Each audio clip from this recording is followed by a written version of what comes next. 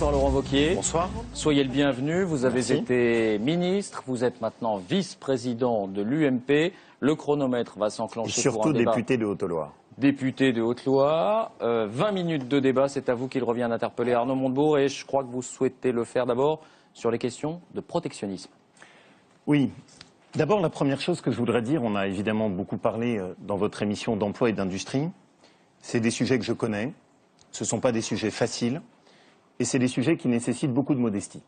Personne n'a de solution miracle.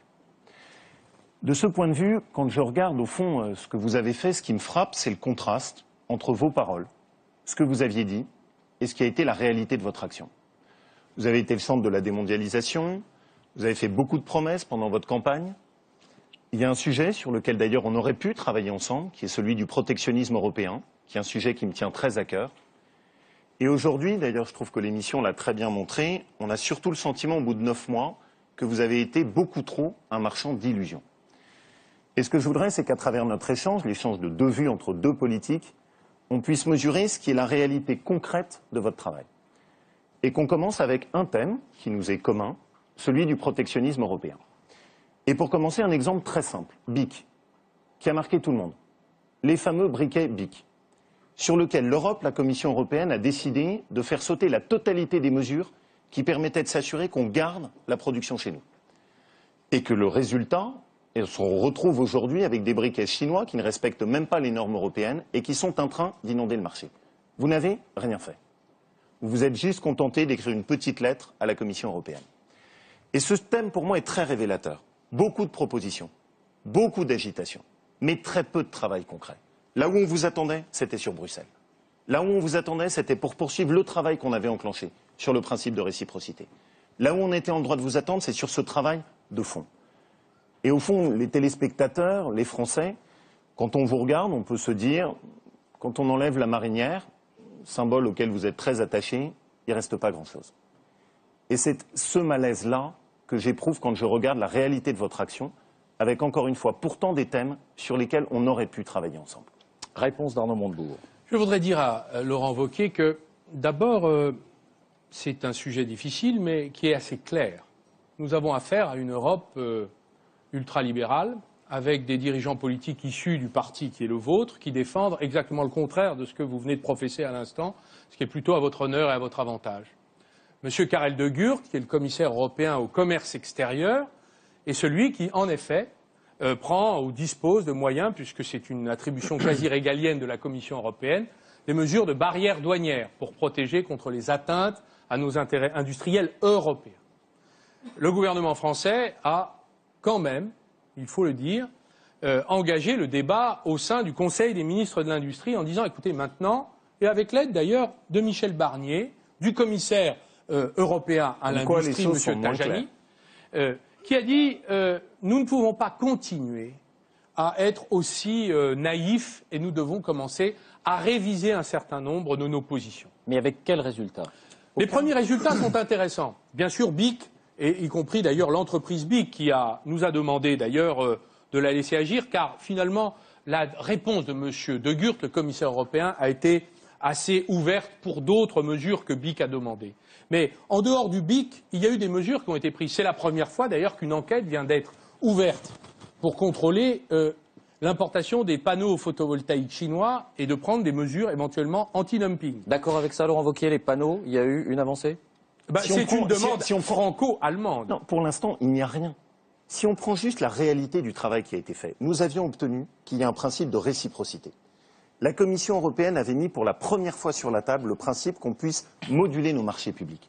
Un principe simple, que notre argent serve à conforter nos emplois. La réalité, c'est que depuis 9 mois, il n'y a plus aucune avancée sur la scène européenne. Mais il y a un deuxième thème sur lequel je voudrais rebondir. Je ne vais pas vous laisser dire ça parce que je voudrais terminer mon exposé pour vous démontrer que c'est le contraire qui est en train de se passer. Deuxièmement, il y a eu des mesures qui ont été prises sur l'acier, une partie d'acier spéciaux chinois. Les mesures de taxation ont été prises à 60% à l'entrée de l'Union européenne. Ce sont des mesures assez nouvelles de la part de l'Union européenne. Vient d'être prises des mesures sur la porcelaine chinoise également. L'éthanol américain. C'est-à-dire que nous cherchons aujourd'hui à fédérer un certain nombre de pays, les fédérer autour de nos propositions, pour leur demander de soutenir la révision d'une politique qui est une politique de passoire aujourd'hui. Donc vous Et dites qu'il faut qu'il y a faire une évoluer. évolution. Vous dites qu'il y a Elle une n'est évolution. pas assez, je souscris à ce que dit M. Wauquiez, elle n'est pas assez significative pour une raison simple, c'est que c'est une politique qui appartient à la Commission européenne et que les États membres, même quand ils tapent du poing sur la table, ont du mal à progresser. Néanmoins, Je vais juste Néanmoins, là-dessus. il n'est pas exact, comme le dit M. Wauquiez, que nous n'avons pas avancé sur les marchés publics. Nous avons avancé sur les aides d'État, nous avons avancé sur la révision des aides d'État pour la recherche et le développement, nous avançons sur les marchés publics. Donc tout cela devrait nous conduire un peu, je crois, dans les mois qui viennent, à avoir des résultats. Et de toute façon, il en faudra, car aujourd'hui, tous les pays européens, les grands pays industriels, n'acceptent plus la concurrence déloyale mondiale. Laurent Wauquiez. Monsieur Montebourg, vous vous défaussez, et d'ailleurs avec un contraste qui est saisissant avec ce que vous disiez sur la démondialisation il y a encore 9 mois. Enfin, tout le monde peut mesurer à quel point maintenant c'est de l'eau tiède. Et d'ailleurs, vous n'évoquez même plus jamais dans vos interventions cette idée de démondialisation. Mais surtout, ce que je trouve extraordinaire, c'est que le sujet n'est pas qu'européen. Le sujet est français. On va là encore prendre un exemple très concret. Vous avez laissé faire la région Île-de-France, qui est une région socialiste. 100 salariés vont dans un mois perdre leur emploi parce que cette région, dans un de ses marchés publics, a décidé de changer son marché et de le dessaisir d'une entreprise qui était en Europe, en France, pour l'affecter à une entreprise qui va se localiser au Maroc. Et vous n'avez rien fait. Là, ce n'est pas la Commission européenne. Là, ce n'est pas Bruxelles. Là, c'est juste une pierre de touche qui est très simple et qui permet à tout le monde de se demander est-ce que M. Montebourg fait des paroles ou est-ce que derrière, c'est suivi de réalité. Et je voudrais vous faire une proposition très concrète. Pourquoi ne pas prendre la totalité de la commande publique, la totalité de nos marchés publics, et de regarder en face systématiquement quand est-ce que ça bénéficie à des entreprises européennes et quand est-ce que ça bénéficie à des entreprises qui sont étrangères. Et se demander à chaque fois comment est-ce qu'on peut faire pour essayer de redonner la main à des entreprises qui sont des entreprises nationales. On n'y arriverait peut-être pas tout le temps, mais c'est incontestablement la voie dans laquelle il faut s'engager si vous ne voulez pas juste rester dans de la rhétorique. Réponse sur les deux points précis peut-être. Le marché de ces centres d'appel d'Île-de-France et puis le principe d'un contrôle général. Il est assez distrayant de voir M. Wauquiez donner des leçons de protectionnisme. Quand il était ministre de l'enseignement supérieur, il a fait distribuer à de nombreux étudiants, aux frais de l'État, des tablettes Apple et Samsung. Et quelqu'un vous a un jour demandé, mais comment se fait-il que ce n'est pas des tablettes françaises? Et il a dit, je suis là pour les étudiants, ma priorité est qu'ils soient équipés de matériel au meilleur prix, je ne suis pas là pour faire le VRP des constructeurs. Monsieur Montebourg, vous voyez, vous devriez mettre la marinière. Monsieur Montebourg, vous aussi. Chiche, on la met ensemble, vous prendrez le bleu auvergnat, je prends la marinière. Vous êtes mal informé. C'est votre déclaration. Ah oui, mais malheureusement, vous n'avez pas le point d'aboutissement. Alors maintenant, sur Non. Vous me posez une question, je sur ce réponds. point. J'avais d'autres. Non, mais sur ce point, vous est-ce que je peux vous répondre en cause? Merci. Sur ce dossier-là, vous avez tort. Puisque la réalité, c'est qu'on avait construit une offre, qui a été une offre avec Bouygues, et qui a été faite avec le constructeur de tablettes français. Je le connais d'autant mieux qu'il est de Haute-Loire. Et malheureusement pour vous, on avait bien construit une offre avec un marché public et qui bénéficiait bien à un constructeur français. Enfin, les étudiants ont eu Apple et Samsung. Alors, non. Ils ont eu les tablettes françaises, vous feriez mieux. Adoptez aussi les tablettes françaises. Bon, réponse sur les deux points alors. Sur le STIF, c'est-à-dire sur l'appel d'offres, nous sommes intervenus, contrairement à ce que dit sur les centres d'appel de la région Île-de-France. Et nous avons fait modifier les conditions dans lesquelles celui qui a gagné le marché répartissait la charge sur le territoire national. Donc nous avons ce qui est advenu de ce marché. Le centre, et tout le monde pourra le juger, le centre ferme dans un mois. J'ai eu des représentants des salariés, 100 salariés, M. Montebourg, parce que tout ceci, ce n'est pas juste des marinières, c'est des emplois, c'est des salariés. 100 salariés qui perdent leur emploi sur ce sujet. Arnaud Montebourg. Monsieur Wauquiez, le marché public a été gagné. Il est interdit, vous savez que c'est un délit de changer en fonction du favoritisme. C'est une des raisons pour lesquelles nous sommes en train de réformer les règles de la commande publique. Parce que là où vous avez raison, c'est que la commande publique est un outil de politique industrielle et nous voulons que les collectivités locales, les hôpitaux, les établissements publics, les entreprises publiques changent leur comportement et adoptent une attitude plus patriotique. Donc nous voulons changer les règles. Ça n'est pas encore fait. Vous verrez que quand on vous fera... Ça n'est pas encore fait. Rien n'a été fait encore. C'est en cours. Mais... ça fait 8 mois que nous sommes là. Monsieur Wauquiez a quand même eu 5 ans au pouvoir. Il a fait 5 portefeuilles ministériels. Mais il ne l'a pas fait. Il vient me dire, après 7 mois d'occupation de mon travail à Bercy, que je ne l'ai pas fait. Et vous pourriez peut-être faire preuve d'un tout petit peu plus d'humilité. Attendez, on va lui je demander, crois. est-ce que vous souhaitiez engager cette réforme pendant ces 5 ans? Non seulement j'ai souhaité, mais nous avons commencé à l'engager, notamment précisément sur cette question des marchés publics. Ça n'a pas été fait. Elle a été engagée au niveau de la Commission européenne. Et là où précisément, mais la question n'est plus aujourd'hui, Monsieur Montebourg, de savoir ce que nous avons fait. Même si je comprends que votre principale ligne de défense reste l'anti ou l'opposition. Pas nos responsabilités. Nous sommes en train de le faire. Est-ce qu'on peut se revoir dans 6 mois, peut-être? Oui. Ça vous intéressera. Je suis même pas sûr que vous approuviez nos propositions. Avec Monsieur Montebourg, on va basculer, si vous en êtes d'accord, sur un deuxième sujet, qui est celui de la cohérence de votre politique industrielle. Vous avez fait une promesse, qui était une promesse quand vous êtes arrivé, qui était de mettre en place la loi sur la reprise des sites industriels. Vous aviez dit, je m'en souviens très bien, notamment aux salariés de Florange, dans 3 mois, on était en septembre, cette loi sera adoptée et elle vous bénéficiera pour vous protéger. Moi, ça m'intéressait parce que j'avais notamment des dossiers chez moi qui pouvaient être soumis à ce principe, notamment un site de salaisonnerie qui risquait d'être supprimé. Cette loi aujourd'hui, elle n'est toujours pas là. Cette loi aujourd'hui, avec laquelle vous avez agité beaucoup de faux espoirs, elle n'est toujours pas sur la table. Et au mieux, on commencera à la discuter en avril, avec un temps perdu entre-temps, qui est un temps perdu qui a été perdu pour des entreprises et pour des industries. Et là encore, ce que je vous reproche, c'est d'être un marchand d'illusions. C'est d'agiter comme vous venez de le faire en disant « Attendez, on aura la loi sur les marchés publics. Attendez, on aura la loi sur la reprise des sites industriels. » Mais pour l'instant, on n'a rien. On a juste l'incohérence de ce qu'est votre politique industrielle. Réponse d'Arnaud Montebourg. Cette loi est en cours de discussion. Et par ailleurs, pour novembre, non. Mais exactement, même le Premier ministre.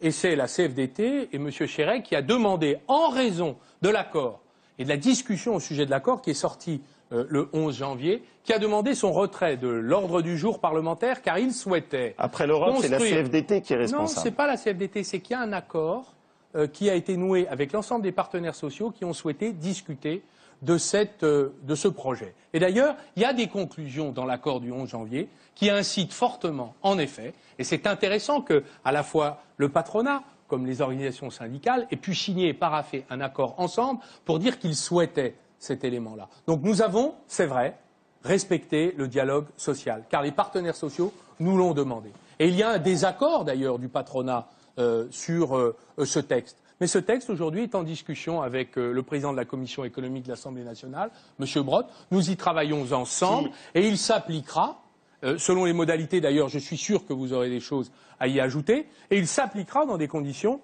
qui, en effet, peuvent changer beaucoup de choses dans la réalité industrielle de notre pays. Voilà pour ce point. Autre sujet, si vous le souhaitez, Laurent Wauquiez. La question de la cohérence de la politique industrielle que vous incarnez, que vous menez depuis 9 mois. Quand on vous suit, honnêtement, on ne peut qu'avoir le tournis. Avec des changements de pied et de posture depuis 9 mois qui ne permettent aucune constance et aucune colonne vertébrale. Je vais en prendre, si vous le permettez, 3 exemples qui, d'ailleurs, pour certains, ont été évoqués au cours de l'émission. Le premier, d'abord, vous avez tapé Mittal. Pour ensuite, moins de 2 mois après, vous présenter comme étant le ministre de l'hospitalité industrielle. Le deuxième exemple, c'est le contraste de vos positions entre Peugeot et Renault. Vous avez très fortement cogné contre la famille Peugeot, qui accessoirement produit 2 fois plus d'automobiles en France que Renault.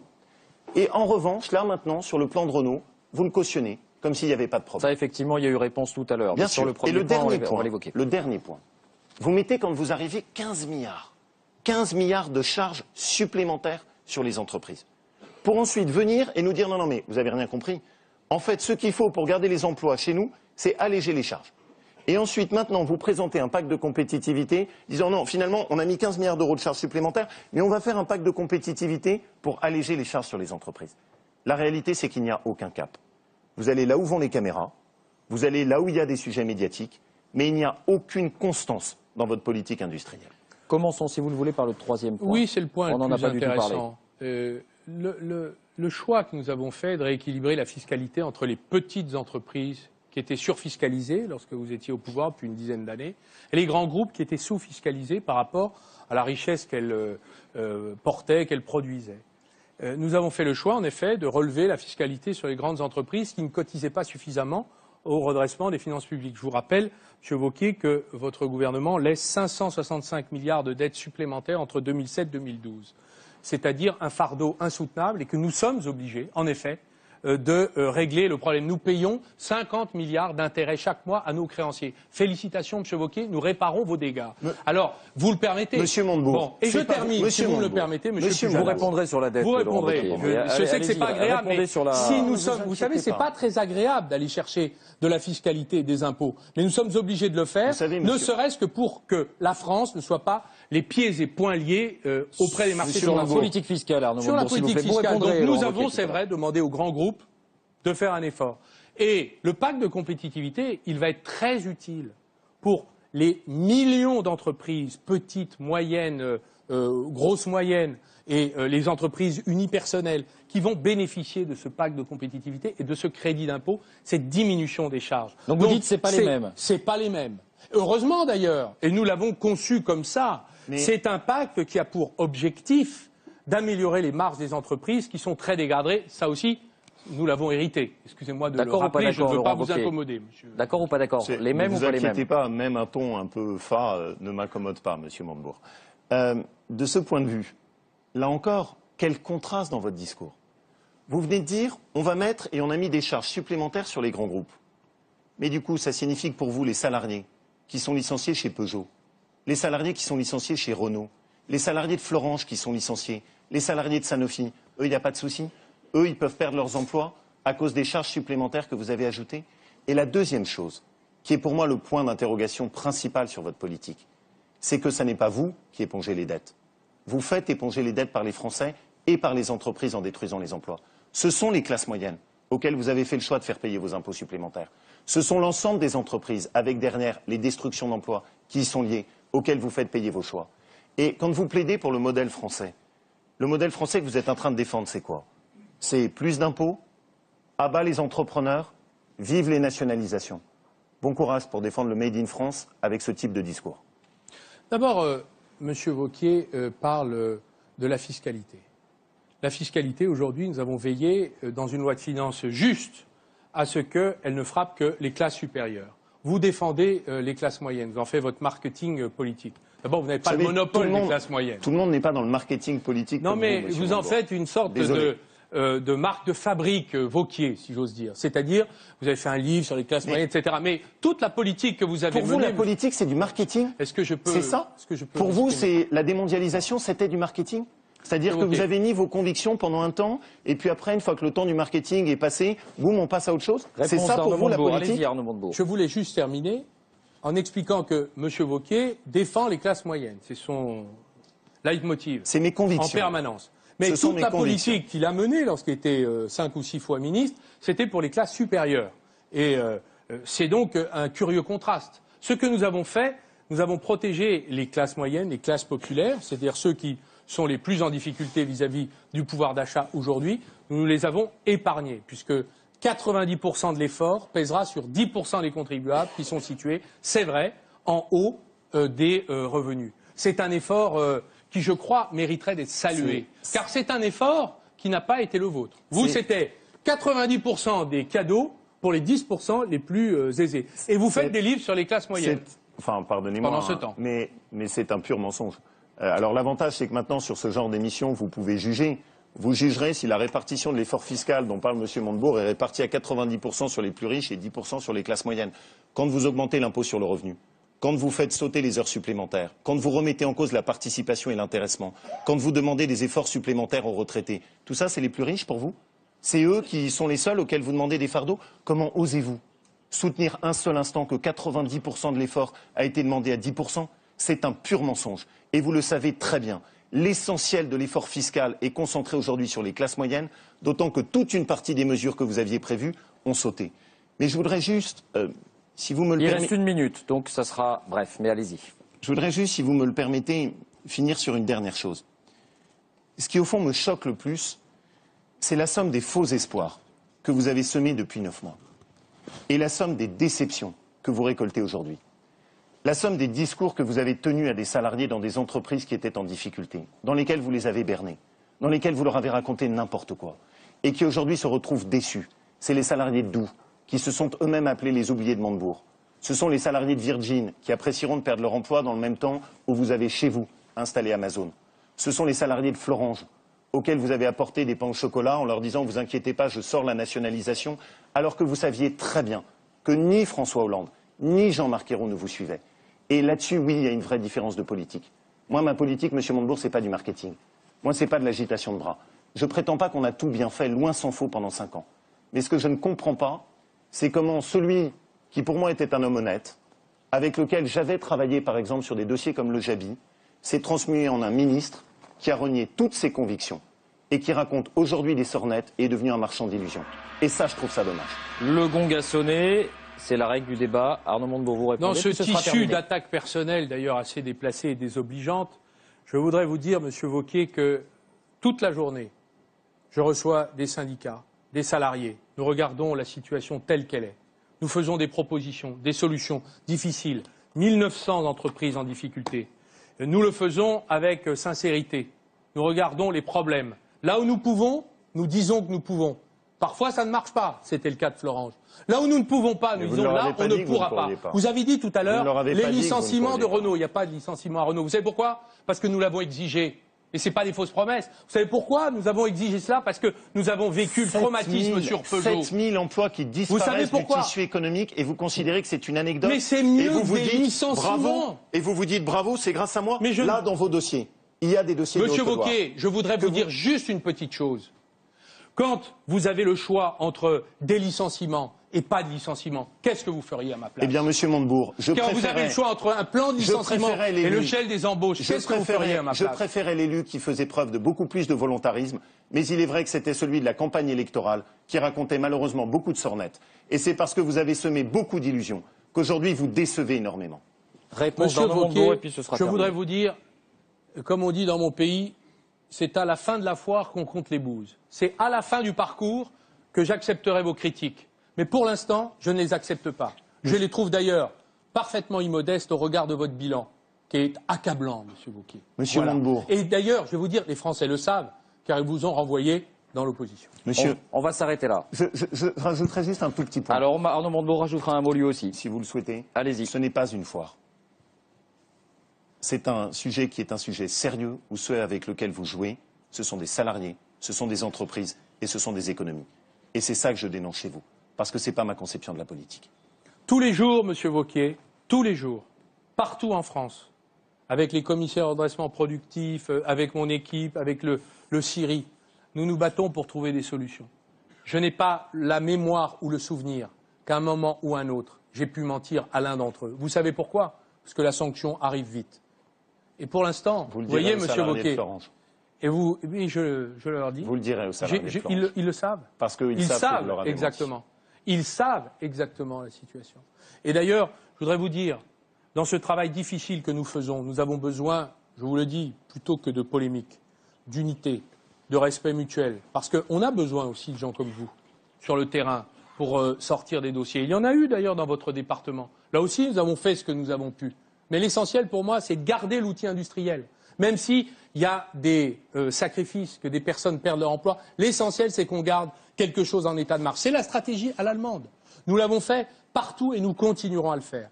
Et franchement, je préférerais que vous soyez du côté de ce travail-là.